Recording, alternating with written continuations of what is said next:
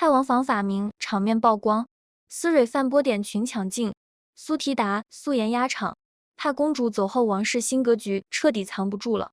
泰国王室专机刚降落在巴黎奥利机场，全场的目光就分成了两波，一波盯着穿波点套装、精致的像刚从高定秀场走出来的思蕊范公主，另一波的视线牢牢锁在泰王身后那个一身黑白素色、连口红都没涂的女人身上——苏提达王后。这是帕公主离世后，泰国王室的首次高规格海外国事访问，也是泰国君主时隔66年再次踏上法国的土地。恰逢泰法建交170周年，分量重到法国直接派了总统代表在机场接机。可比起外交议题，观众更好奇的是，没了帕公主这个左膀右臂，泰王这趟出门靠谁撑场面？后宫50多个嫔妃，为什么偏偏只带苏提达和思蕊范2个人？等看完机场接机的全程细节，你就懂了。有人是来撑文化亮点的，有人是来震整个场子的。思蕊范的美确实亮眼，但全场的定海神针还得是苏提达。这趟行程的出发就很低调。6月28日凌晨1点，泰王马哈带着苏提达王后、思蕊范公主，直接从曼谷廊曼军用机场搭乘泰航 TG8886航班启程，没有搞大规模的公开送行仪式，安安静静就飞了巴黎。全程飞了10多个小时，下午3点左右稳稳降落在巴黎奥利机场。飞机刚停稳，最先露面的不是泰王，是思蕊范公主。她提前下机对接好接待流程，又转身回到机舱里，恭恭敬敬等着给泰王和王后献花。等马哈国王走到舱门口，思蕊范直接行匍匐跪礼，双手捧着花束举过头顶，递到父亲面前，给泰王献完，又转身给苏提达王后行同样的礼，献上花束。整套动作行云流水，半分敷衍都没有，把泰国王室的尊卑规矩做足了。等泰王下车抵达下榻的莫里斯酒店，思蕊范也早就等在门口了。看见父亲下车，立刻上前搀扶，全程跟在身侧照料。明眼人都看得出来，这哪里是普通的公主随行，分明是在补帕公主之前的位置。以前这些对接流程、照料泰王起居的事，都是帕公主亲力亲为，现在全落到了思蕊范身上。她也确实上心，连穿搭都踩准了法国的文化喜好，一身定制的黑白波点3件套，从内搭连衣裙、七分袖短外套到包臀半身裙，全是同面料同图案，脚上还配了同系列的波点尖头细高跟，整套造型统一又精致。别小看这波点元素，这可是法国时尚圈的经典符号，早在19世纪就成了法国贵族礼服和丝巾的常用设计，至今都是巴黎女性衣橱里的常驻款。思蕊范选这套造型，既贴合了东道主的文化审美，又符合王室国丧期间只能穿素色的规矩。黑白配色庄重不跳脱，波点设计又藏着时尚巧思，分寸感拿捏得刚刚好。她自己也很看重这套造型，出发前还特意在社交平台晒了全身照，腰间的蝴蝶结设计添了几分温婉俏皮，小香风的外套又撑得起正式场合，既保留了公主的精致感，又没有逾越身份的张扬。难怪很多泰国网友说，这是思蕊范公开亮相里最成功的造型之一，又美又得体。可就算思蕊范的造型再亮眼，镜头一转对准苏提达王后，全场的气场还是瞬间变了。苏提达这天的造型走的是极致简约路线，黑色长袖泰丝上衣，搭配象牙白高腰7分半裙，全身上下只有黑白2个颜色，没有多余的珠宝装饰，手里只拎了个传统泰式藤壶包。更让人意外的是，坐了10多个小时的长途飞机，她几乎是纯素颜露面，没修容没高光，连口红都没怎么涂，完全是素着脸硬扛镜头。可就是这么一身寡淡的素色造型，愣是穿出了正宫驾到的气场。48岁的她身形纤细挺拔，站姿坐姿都没有半分松懈，镜头不管从哪个角度拍，仪态都挑不出错。接过酒店送来的欢迎花环时，她微微弯腰，双手合十道谢，动作温柔又得体，全程脸上带着浅淡的笑容，既没有刻意端着王后的架子，也半分漠失了王室的体面。有人说思蕊范的波点裙比王后的造型好看，也有人说苏提达、素颜都能压场，其实根本不用比，两个人走的就不是一条路子。司蕊范是王室的文化名片，负责在时尚艺术领域出彩，她的造型越亮眼，越能带动泰国文化的传播。苏提达是一国王后，负责撑住外交场合的庄重感，她不需要抢镜，只要站在那里，就代表着泰国王室的脸面。一个负责秀亮点，一个负责定基调。司蕊范是来给行程添彩的，苏提达是来给整个访问托底的。高下之分，从来不在衣服好不好看，而在身份的分寸感。很多人看完机场亮相都在问，泰王后宫那么多人，为什么出访只带苏提达和司蕊范？施妮娜贵妃那么受宠，为什么连跟着出国的资格都没有？答案很简单，王室的规矩从来都是宠爱归宠爱，身份归身份。宫里的50多个嫔妃是泰王的私生活，出国访问的外交舞台是泰国的国家脸面，上不了台面的人永远登不上国际场合。施妮娜是什么身份？是贵妃，是妾室。按照泰国王室的规制，她没有资格陪同国王进行正式国事访问，更别说站在元首身边亮相了。别说跟马克龙夫妇会面，就连机场的官方欢迎仪式，他都没资格站在队伍里。他的赛道从来都不在朝堂和外交场上，而在储君提邦公身上。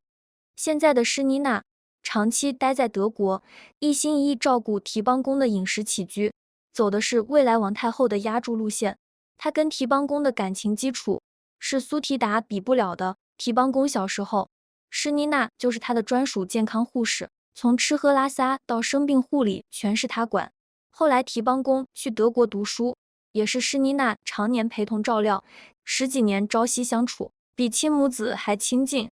他很清楚自己的优势和短板，比出身，比能力，比名分，他样样比不过苏提达。可只要绑定了提邦公这个唯一的合法继承人，等泰王100年之后，他就有翻盘的资本。所以他根本不抢出访的名额，安安稳稳守在德国，把提邦公照顾好，就是他最大的任务。而苏提达走的是完全不同的正统路线，她是明媒正娶的王后，是写进泰国宪法的王室配偶。只要是正式外交场合，站在泰王身边的就只能是她。更重要的是，她的能力确实配得上这个位置。很多人只知道她是空姐出身，却不知道她的硬实力有多强。她精通泰语、英语、法语、德语4门语言，不用翻译就能跟外国元首直接交流。之前 APEC 峰会在曼谷召开，马克龙访泰，苏提达全程从容接待，进退有度，给法国代表团留下了极深的印象。这次去法国主场，他更是不用泰王操心，接待、会谈、晚宴，每一个流程都熟门熟路。他跟泰王出访了多少次？少说也有几10次了，闭着眼都知道下一步该干嘛。接机、握手、演讲、陪同，流程丝滑的像排练了100遍。泰王今年已经74岁了，精力早就不如从前，有苏提达在身边，他只需要笑着点点头就行，翻译他来做，礼仪他来盯，场面他来控，国王只管当好符号人物。这哪里是老婆，这是随身带了个最强辅助。团战赢不赢不好说，但有他在，泰王永远不会掉链子。除了外交能力，苏提达还有一张藏在暗处的底牌，军方背景。他当年是从王室卫队一步步升上来的，从基层少尉做到上将，还当过王室安全指挥部副司令，跟军方的关系盘根错节。泰国王室能稳到今天，军方的支持是核心，苏提达跟军方的绑定，就是他坐稳后卫最硬的底气。坊间一直有传言说苏提达在瑞士藏了个小儿子，如果这事是真的，那他的筹码就更足了，有军方撑腰，有子嗣傍身，还有泰王的绝对信任，未来王太后的位置几乎是板上钉钉。而司蕊范的角色是怕公主离世后最关键的补位，她是泰王唯一长大成人的女儿，没有母族势力撑腰，也没有王位继承权，对提邦公的位置构不成半分威胁，是最安全的辅政人选。这些年她深耕时尚、体育领域，拿了法国荣誉军团大军官勋章，又一步步晋升到陆军上将军衔，看似不务正业，实则一直在默默积累人脉和资历。现在怕公主走了，他顺势接过文化交流、部分军方对接和王室公务的担子，刚好补上了权力真空。他跟苏提达立场一致，两个人早就达成了同盟，一个主内管后宫礼仪，一个主外管文化公务，联手稳住了王室的基本盘。现在的王室核心已经形成了新的稳定三角：苏提达主内，管后宫礼仪，称外交门面；斯蕊范补位，管文化体育，对接部分军方事务，未来负责辅佐提邦公。提邦公作为唯一继承人，在德国低调成长，由施妮娜照料生活，三方互相牵制，又互相配合，权力最终全收拢在泰王手里。怕公主刚走的时候，很多人担心王室会乱，会出现权力真空。可现在看来，泰王早就把布局做好了。斯蕊范这些年看似在时尚圈不务正业，实则一直在低调积累法国荣誉军团大军官勋章、陆军上将军衔，这些东西都不是白给的，都是在为他今天走上台前铺路。搞懂了这套新的权力架构，再回头看这次访法的4天行程，就会发现每一站安排都大有深意，根本不是走形式的礼节性串门。这次访问一共4天，核心行程刚好分成了3个层面：政治会晤、文化输出、产业对接，一环扣一环，把泰法建交170周年的价值吃得透透的。第一天的重头戏是落地休整后的官方欢迎仪式。欢迎仪式直接选在了巴黎荣军院，这地方可不是普通的接待场地，里面安放着拿破仑的灵柩，是法国纪念军事历史、彰显国家荣誉的核心地标。把欢迎仪式放在这里，本身就是法国给的最高规格礼遇。当天，马克龙总统和夫人布丽吉特亲自到场，全程陪同仪式。结束后，直接把泰王夫妇请到爱丽舍宫会谈，当晚还在宫里设了国宴招待。这一套流程走下来，就是把两国最高层级的政治互信明明白白摆到了全世界面前。上一次泰国君主对法国进行这么高规格的国事访问，还是1960年老泰王普密蓬带着施利吉王太后出访。当年施利吉带着传世王冠，穿着泰丝礼服亮相巴黎，被欧洲媒体称为东方珍珠，整整一代人都记住了泰国王后的风采。时隔66年，马哈国王带着苏提达重走当年的路，本身就是一种历史的呼应。外界也一直在猜，这次爱丽舍宫的国宴，苏提达大概率会带上施利吉王太后留下的传世珠宝，复刻当年的经典场面。毕竟上个月出访瑞典，他就已经带上了太后的钻石流苏王冠，正是接过了王室珠宝的使用权。这趟法国行，正是他展示王室传承的最好舞台。第二天的行程跳出了传统外交的框架，落到了更务实的城市治理层面。上午，泰王先去凯旋门向无名战士墓敬献花圈，这个动作看着是常规礼仪，实则是在向法国的历史传统表达尊重，一下子就拉近了两国的情感距离。紧接着转场巴黎市政厅，巴黎市长亲自接待，专门给泰王介绍可持续巴黎的城市发展理念。之后，一行人还坐皇家电动船游览塞纳河，现场听塞纳河生态系统保护的工作报告。别以为这是游河看风景，泰国这是专门来取真经的。曼谷作为热带城市，一直饱受城市内涝、河流污染的困扰，塞纳河的生态治理经验刚好能给泰国的城市升级项目做参考。等这些经验落地，受益的是泰国的老百姓，攒下的政绩自然也算在王室头上。当天下午的行程，直接把这次访问的文化牌打到了极致。泰王夫妇专程去了巴黎装饰艺术博物馆，参观皇家服饰走向世界主题展。这个展览从策展到落地，全是斯蕊范公主一手牵头的。里面不仅有泰国王室传承100年的传统华服、手工泰丝老织锦，还有不少泰国当代设计师的作品，把传统泰式元素和国际高定设计结合在了一起，把王室服饰展直接开进巴黎这个全球时尚心脏，相当于当着全世界时尚圈的面，把泰国的文化招牌亮了出来，既给了斯蕊范展示能力的国际舞台，也借着法国的文化平台，把泰国传统服饰和泰丝产业的影响力直接抬了好几个档次。思蕊范站在展厅里给泰王和王后做讲解的样子，像极了当年帕公主在外交场合独当一面的模样，属于她的时代确实已经开始了。访问的最后一天，行程直接从文化领域跳到了硬核产业。泰王夫妇飞赴法国南部的航空重镇图卢兹，直奔空客总部。这趟也不是参观打卡，泰王现场听了全球航空业发展简报，进了 A350 飞机的总装车间实地考察，还去了飞行员培训中心，亲自上手体验飞行模拟器。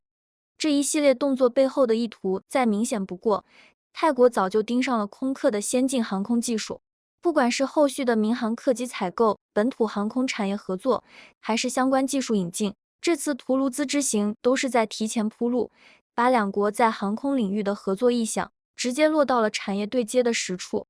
整整4天行程，从政治会晤到文化输出，再到产业合作，没有半分多余的环节，每一步都踩在了泰国的实际需求上。等访问结束，泰法两国要签的合作协议、要落地的项目，只会比大家预想的更多。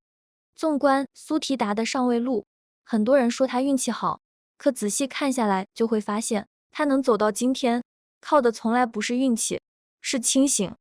泰王的后宫，50多个嫔妃争得头破血流，今天这个得宠，明天那个被废，狗血剧情比电视剧还精彩。可苏提达从来不下场掺和这些宫斗，不争宠，不吃醋，不搞事。泰王说带谁就带谁，说干嘛就干嘛，永远一副温顺懂事的样子。有人觉得他懦弱，可时间久了才发现，他才是最聪明的那个。争宠争来的宠爱都是暂时的，泰王今天能宠你，明天就能废了你。是妮娜当年风光吧，破格封贵妃，跟王后平起平坐，结果说废就废，关了大半年，放出来之后也低调了很多。希拉米当年美吧，生下唯一的儿子，风光无限，结果说被废就被废，在寺庙里待了好几年，至今也没能正式回宫。只有苏提达，从坐上王后的位置那天起，就从来没被动摇过。她很清楚自己的定位，她不是来跟嫔妃抢男人的，她是来当这个家的女主人的。泰王需要的从来不是一个只会撒娇争宠的情人，而是一个能帮他稳住王室、撑住场面、打理好一切的合作伙伴。苏提达刚好就是这样的人。就拿这次国丧期出访来说，按规矩只能穿黑白素色，换别人可能觉得太素了，显不出自己，非要在配饰、剪裁上耍小心思抢镜。可苏提达偏不，就穿最简单的款式，化最淡的妆，甚至敢素颜下飞机。可越是这样，越显得他端庄大气，越衬得他的地位不可动摇。他的贵气从来不是靠珠宝华服堆出来的，是从骨子里透出来的底气。他知道自己是王后，不需要跟任何人比美，他站在那里就是身份本身。这些年，他跟着泰王走南闯北，出席了无数大场面，从来没掉过一次链子。民间对他的好感度越来越高，不是因为他长得美，是因为他靠谱，能干活，能给泰国挣面子。去年访华的时候，他5天换了9套泰丝造型，零下5度穿着薄斗篷逛故宫，全程仪态端庄，直接冲上中国热搜，网友都夸他把泰丝的优雅穿出了国门。他拎的那个泰式藤壶包，每次出镜都带，看似是搭配单品，实则是在给泰国本土手工艺品做宣传。这种不动声色的文化输出，比喊10句口号都管用。很多人问，后宫那么多年轻漂亮的女人，泰王为什么越来越离不开苏提达？答案很简单，好看的皮囊易得，靠谱的搭档难求，年轻漂亮的姑娘一抓一大把。可既能扛住外交场面，又能打理好后宫，还能跟军方搭上线，10几年零失误的人，只有苏提达一个。帕公主在世的时候，苏提达还有个能互相制衡的对手，两个人暗中也有过不少较劲。现在帕公主走了，苏提达面前更是一马平川，再也没人能撼动他的位置。他跟思蕊范结盟，一个主外，一个主内，后宫的事苏提达管，文化公务思蕊范扛，两个人配合的相得益彰。往后的日子，只要苏提达不犯大错，王后的位置就稳如泰山。等提邦公继位，她就是名正言顺的王太后，就算施妮娜有抚养之恩，宗法地位上也永远压她一头。这场持续了10几年的后宫纷争，看到最后才发现，赢到最后的，从来不是最得宠的那个，是最稳、最清醒、最能扛事的那个。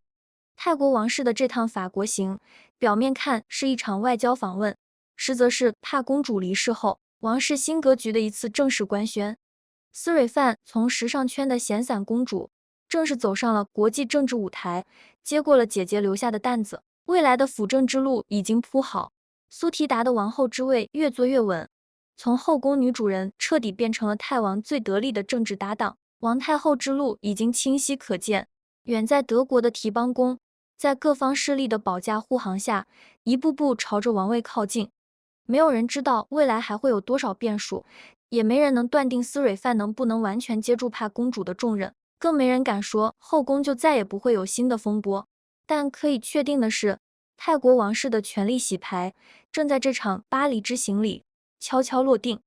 争宠的还在争宠，谋权的早已谋权。有人困在深宫里算着恩宠得失，有人站在国际舞台上撑起一国体面。命运的馈赠早就标好了价格，选择了什么路，就要承担什么结果。等这场访问结束，泰王带着王后和公主飞回曼谷，王室的日子还会继续。只是所有人都清楚，属于帕公主的时代已经彻底翻篇了，而苏提达和斯蕊范的时代才刚刚开始。